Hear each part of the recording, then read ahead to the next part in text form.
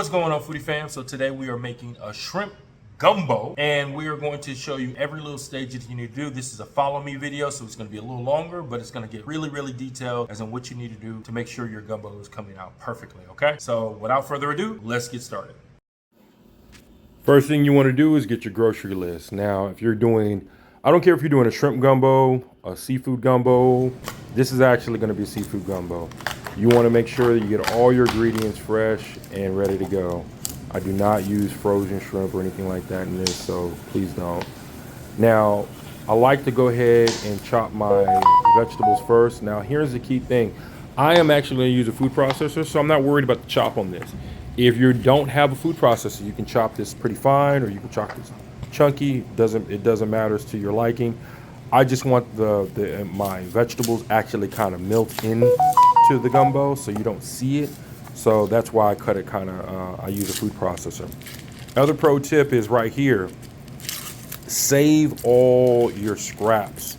You're gonna rinse your scraps, you're gonna save them, but you're gonna use this for your stock later on. So save all the little bits, the little scraps, and you're gonna use this for a stock.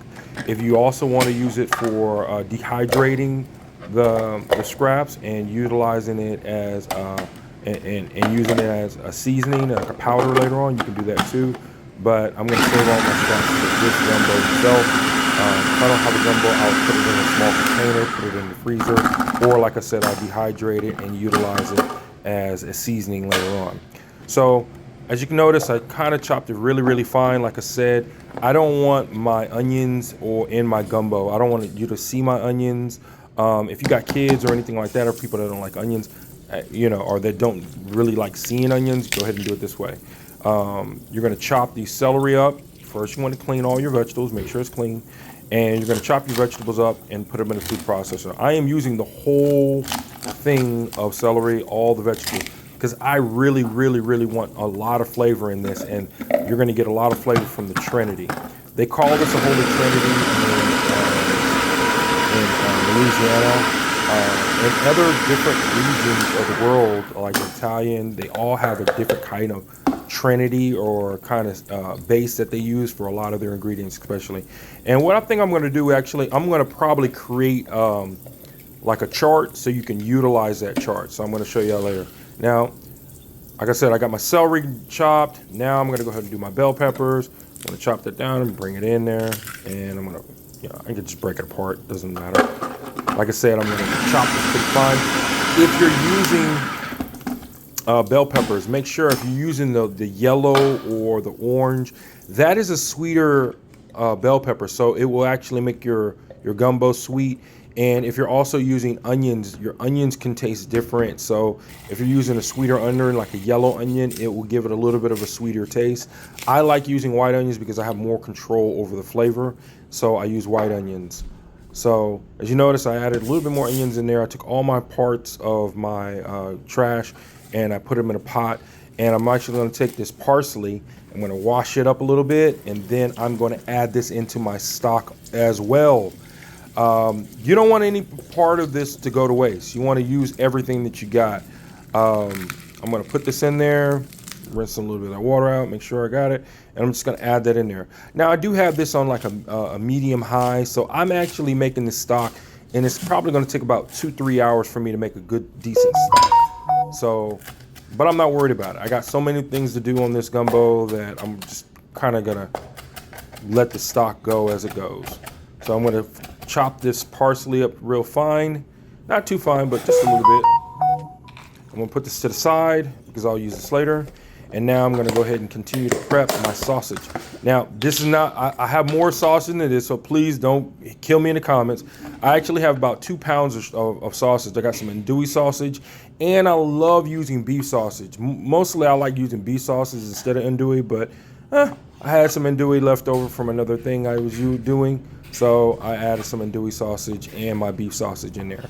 So I'm gonna use this beef sausage actually to reduce it down, and I'm going to use the fat from this beef sausage. So I'm going to cook this. I'm not going to cook it on high. I'm going to cook it on like a medium high, medium low, and I'm going to put all that sausage in there, and I'm going to do it.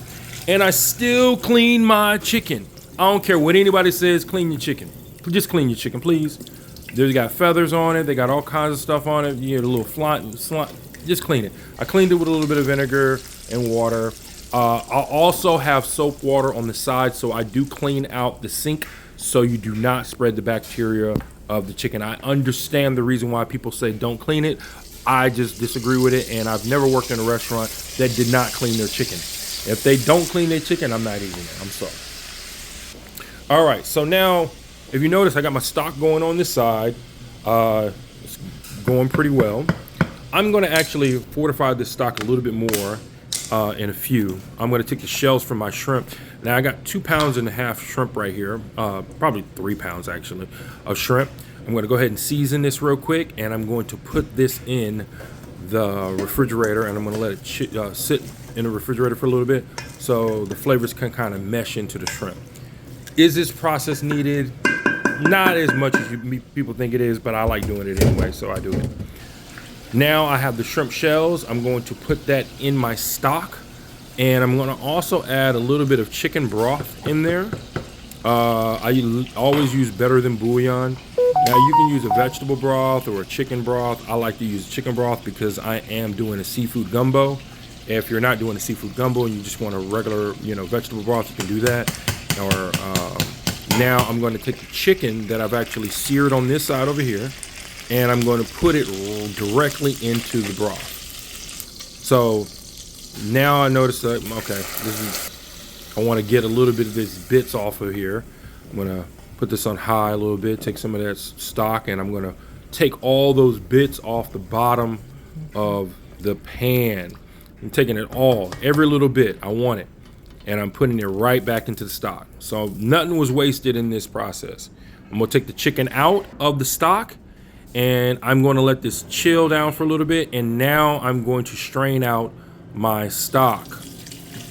I got a big pot below it, and I got a strainer, and I'm straining out all of that so I can get it going.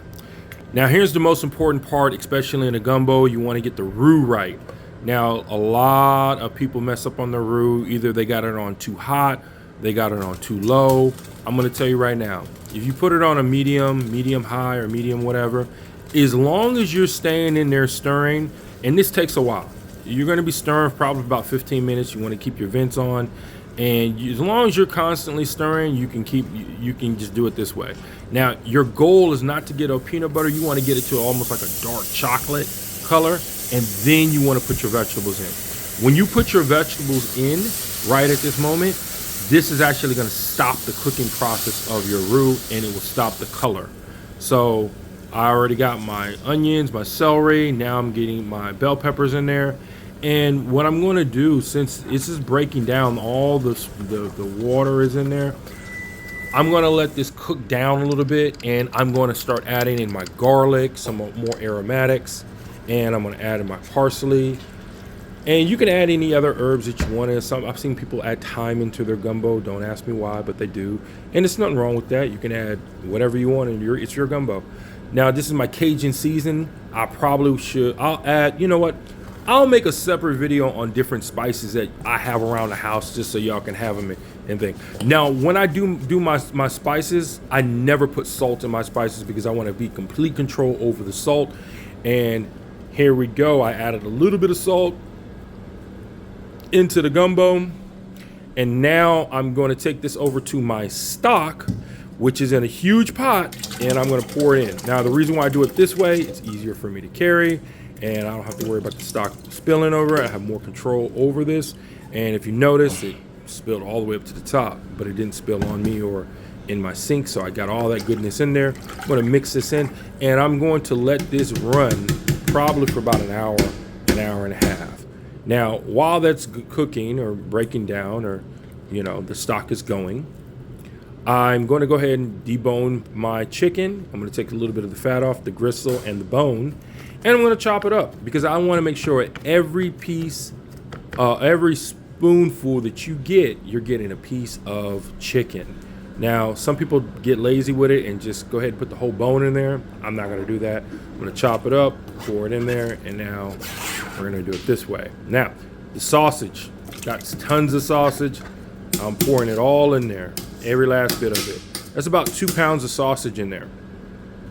Now, here's the secret that I love to use is I get lump crab and I go ahead and pour this in. But I also will add some Dungeness crab. Not Dungeness crab. I'll add some snow crab in here.